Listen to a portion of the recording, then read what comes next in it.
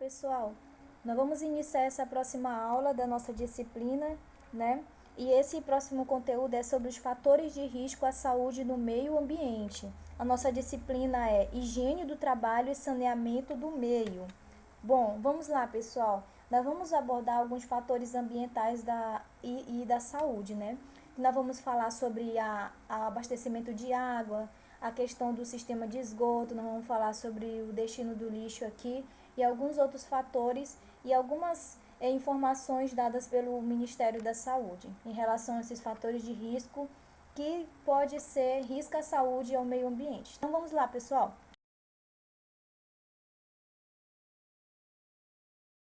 Pessoal, a abordagem multidisciplinar das questões ambientais exige conhecimento de diversas disciplinas que têm como preocupação o meio ambiente. Esse conhecimento deve estar implicitamente interrelacionado, promovendo um melhor entendimento das reações fenomenológicas de causa e efeito contínuas, sequenciais e retroativas presentes na natureza. Por essa razão, os conceitos de saúde, saneamento, saúde pública vem sofrendo um processo de contingência, né, de convergência, perdão pela palavra, pela convergências conceituais dentro de sua própria história. Os esforços para a incorporação das variáveis ambiental no movimento dos indicadores sociais teve início desde a década de 60 e se ampliou nos anos 70. Nos últimos 20 anos, verificou-se um aumento do interesse por essa temática, tendo-se o conhecimento da formação de grupos nacionais e internacionais preocupados com essa questão. O enfoque tradicional da saúde pública hoje se combina com os conceitos da interdependência da saúde com os fatores ambientais, que esse novo enfoque reconhece que, em princípios, quase todos os aspectos do meio ambiente afetam potencialmente a saúde. Isso é verdadeiro, não só para os agentes específicos, como micro-organismos ou outros agentes biológicos, como força ou agentes físicos e químicos, mas também para elementos dos meios urbanos e rurais, como questão de casas, locais de trabalho, área de lazer, infraestrutura e indústria. O grande número desses fatores podem afetar a saúde humana e é um indicativo de complexidade das interações existentes, da amplitude de ações necessárias para melhorar os fatores ambientais determinantes da saúde. Então, pessoal, nós vamos aqui falar um pouquinho sobre o saneamento, né? Que basicamente vários autores têm evidenciado a intrínseca relação entre a situação da saúde e o saneamento ambiental.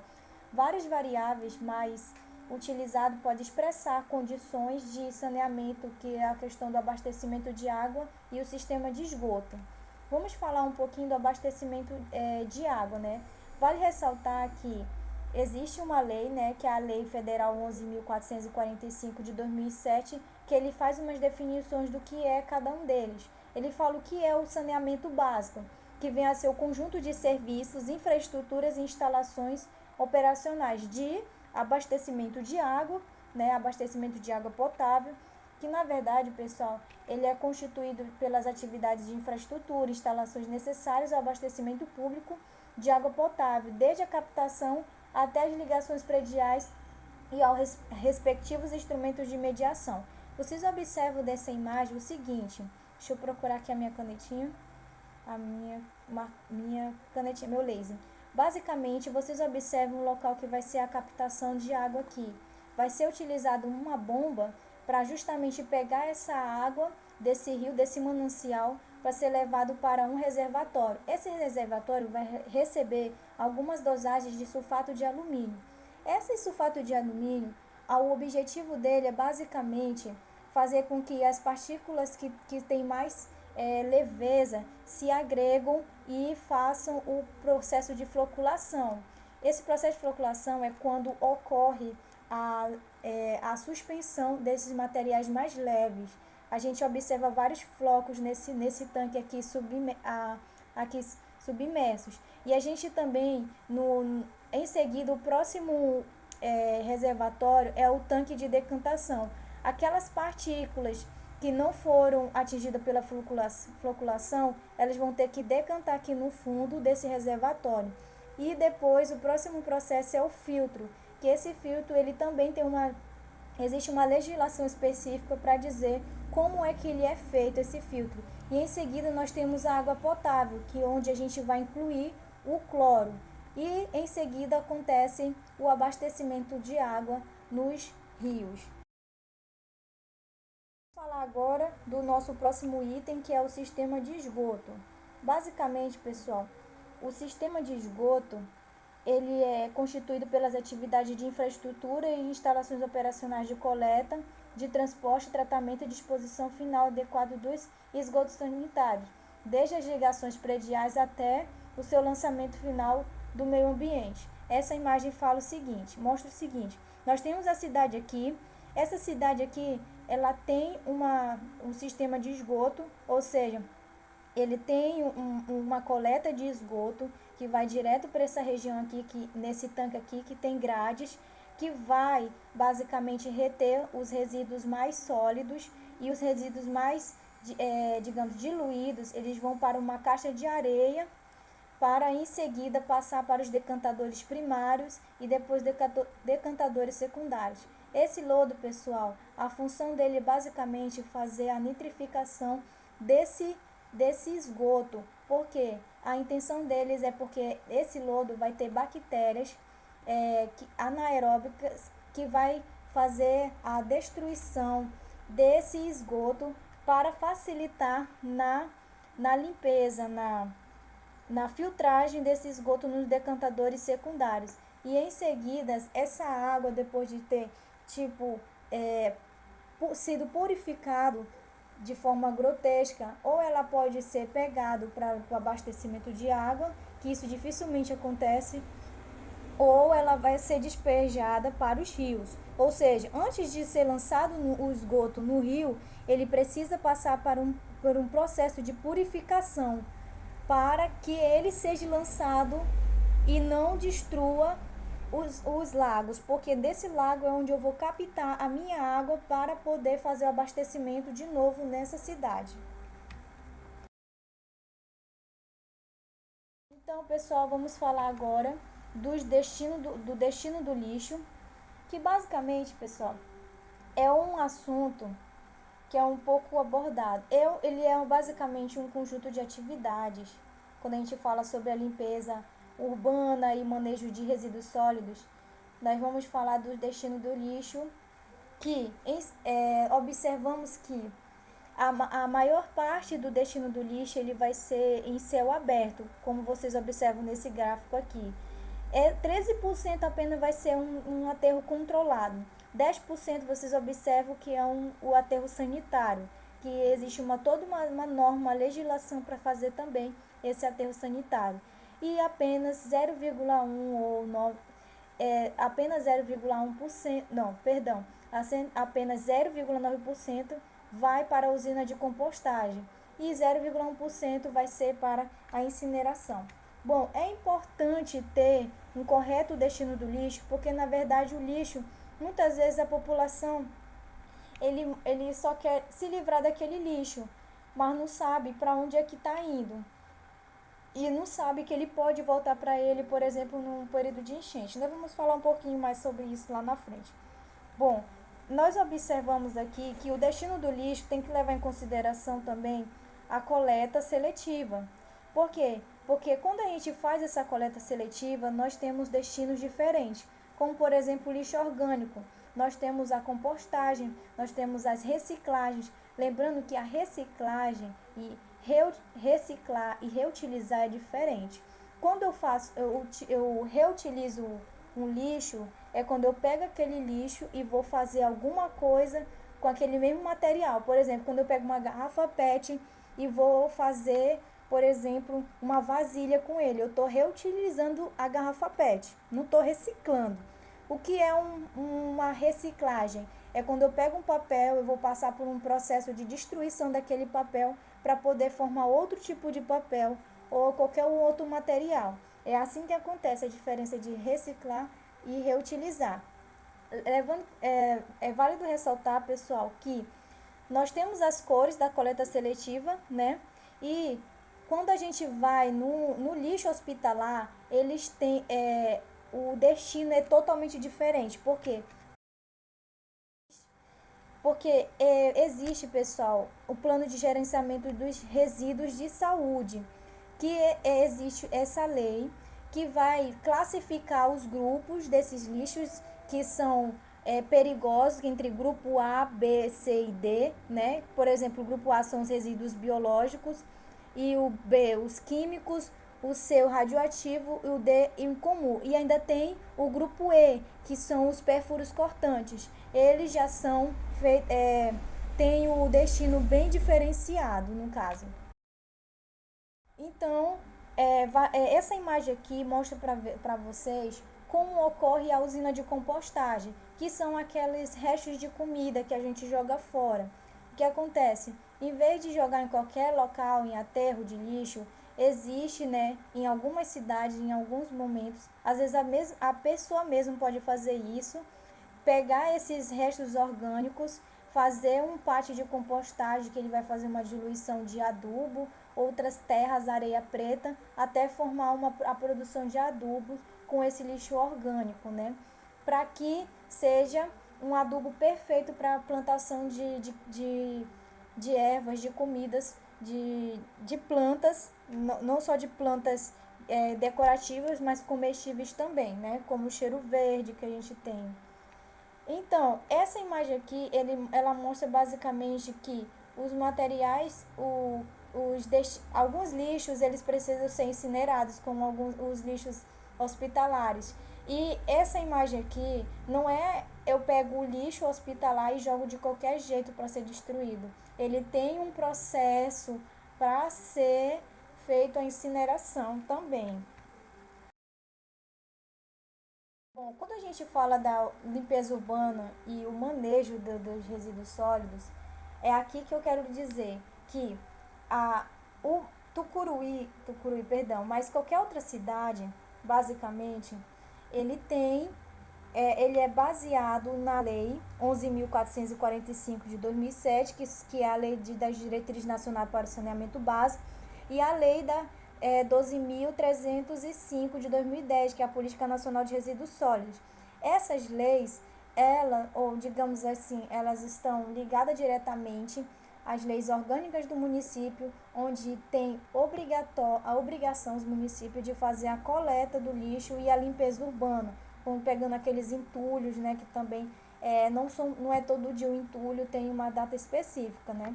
Aí vocês observam, não é só fazer a coleta e tirar da cidade, ou seja, tirar da frente da população. Existe algum outro processo. Muitas cidades eles pegam e fazem um aterro em algum local ou deixam em céu aberto, né, que é muito comum isso acontecer, né? Mas basicamente existe uma forma de pegar todo esse lixo e fazer uma reciclagem para ou seja, reciclagem ou reutilização desse material. Aqui em Tucuruí, inclusive, uma época atrás, eu não sei se ainda está acontecendo, mas as pessoas, os internos dos presídios, os presidiários, no caso, eles estavam pegando as garrafas PET e estavam fazendo vassouras com essas garrafas PET, ou seja, fazendo uma reciclagem ou uma reutilização, né? Então, pessoal, sobre a drenagem urbana e o manejo das águas pluviais, vocês observam nessa imagem que é uma obra de engenharia, ou seja, não é de qualquer jeito. É preciso que primeiro haja urbanização e depois que as pessoas vão morar naquela cidade. Mas a gente não vê isso muito acontecendo no Brasil. As pessoas primeiro vão para o local, para depois o saneamento, a água, a luz ir para aquele local. Mas num local planejado, nós temos o abastecimento de esgoto, né, que vocês veem. Eles não entram em contato diretamente nem com a água, nem com a drenagem, como se vocês observam. O abastecimento o sistema de coleta de esgoto e o abastecimento de água para essa população. E nós temos a drenagem. Essa drenagem, A entrada delas são aqueles bocas de lobo que vocês veem na pista. Elas não são de esgoto, mas muitas pessoas pensam que é de esgoto. Só que na verdade acabam fazendo como esgoto, porque alguns desses tubos, algumas pessoas acabam jogando diretamente para a drenagem. Mas a importância dessa drenagem nas ruas é justamente pegar, fazer o manejo dessas águas fluviais. Por exemplo, em grandes chuvas, essas águas tendem a ir para a boca de lobo e cair para o campo de drenagem. E esse campo de drenagem vai para onde? Para os rios, para os lagos mais próximos dessa cidade ou desse município. Mas aí o que acontece? A gente observa que as pessoas elas acabam indo morar próximo aos rios. E aí a gente explica uma situação das enchentes. Primeiro é importante ressaltar que existem 3 matas na floresta amazônica. Nós temos a mata Igapó, que ela vai estar sempre é, com nível de água ali, naquele local, como vocês observam. Nós temos a mata de várzea. Essa mata de várzea é que quando em períodos de muitas chuvas, ela tende a encher de água e nós temos a mata de terra firme, que é onde a água não vai chegar se chover muito. E o que a gente observa muito? Muitas pessoas reclamam que aconteceu enchente, que a sua casa está debaixo da água, por 2 motivos. Às vezes, porque a pessoa ela está morando numa mata de várzea, que naquele momento não está cheio de água, mas em períodos de chuva alaga aquele local, né?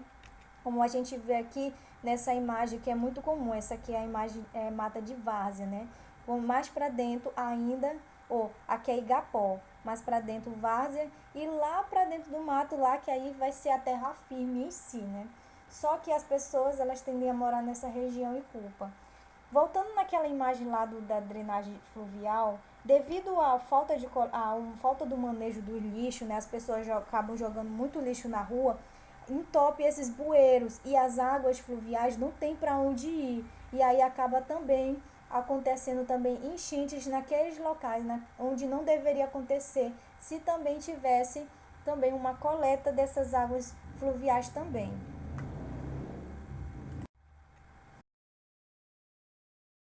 Pessoal, algumas informações que eu vou dar aqui, ela é basicamente tirada do site do Ministério da Saúde quando fala sobre a poluição ambiental em si. Porque, basicamente, estão vulneráveis à poluição atmosférica as populações que residem, trabalham e transitam basicamente em regiões metropolitanas, em centros industriais, em áreas sob o impacto de mineração, em áreas sob influência de queimada, de biomassa, e áreas de relevância para a saúde pública, de acordo com a realidade loco-regional. Os agravos à saúde da população podem ser consequência da distribuição desigual no espaço de fontes de contaminação ambiental, da dispersão da concentração de agentes de risco, da exposição da população a estes agentes e das características da suscetibilidade desses grupos. Bom, nós podemos saber, é importante ressaltar também que existem alguns efeitos na saúde humana com essa poluição ambiental. Claro que tem diversas consequências da poluição atmosférica, né? Que eu não vou falar aqui, como a questão do efeito estufa, ilha de calor, mas nós vamos falar basicamente o que ocorre na saúde humana. Que basicamente a saúde humana, em especial crianças e idosos, a poluição, a poluentes atmosférico pode provocar impactos à saúde de acordo com a forma de exposição, se é aguda ou se é crônica, e pode gerar o agravamento de doenças pré-existentes e o aumento dos números de casos de doenças respiratórias, oculares e cardiovascular. Em outra concordância, diversos estudos têm concluído que a poluição atmosférica é responsável por morte de internações hospitalares, principalmente em decorrência de doenças respiratórias e cardiovasculares, mas causando também câncer, malformações congênitas, restrições do crescimento intrauterino e distúrbios de fertilidade. Bom, vamos lá, pessoal. Bom, de forma geral, os efeitos da poluição à saúde humana ela pode ser divididos em dois: os problemas de curto prazo e tem os problemas de médio e longo prazo. Os problemas de curto prazo, que ocorrem nos dias de alta concentração do poluente, ele pode ocasionar o quê? Uma irritação das mucosas no nariz e nos olhos, uma irritação na garganta também, com a presença de ardor, desconforto, problemas respiratórios também, com agravamento de efizema pulmonar e bronquite, né? Os problemas de médio e longo prazo, nós temos que acontece a partir dos 15 a 30 anos, né, vivendo no local com muita poluição, que pode ocorrer o desenvolvimento de problemas pulmonares e cardiovasculares, o desenvolvimento de cardiopatias, que são as doenças do coração, a diminuição da qualidade da água, né, ou da vida, perdão, a diminuição da expectativa de vida também, que em até 2 anos, e o aumento das chances de desenvolver o câncer, principalmente no pulmão, né? Bom, pessoal, os efeitos da poluição são semelhantes aos do tabaco. O indivíduo pode desenvolver problemas pulmonares, problemas circulatórios e, para mulheres, problemas na gestacional. Além disso, tem estudos que mostram que as mães cujo no primeiro trimestre de gestação ocorre no período mais seco do ano, geram bebês com peso inferior com comparação aos bebês que não tiveram essa condição, considerando que as condições meteorológicas afetam diretamente a concentração atmosférica de poluentes. Outro achado de estudos é que nas regiões de maior poluição nascem mais meninas do que meninos, em função dos gametas masculinos ter sua mortalidade reduzida e a sua característica morfológica alterada diante do estresse oxidativo gerados pelos poluentes. Bom, pessoal, assim nós encerramos essa aula.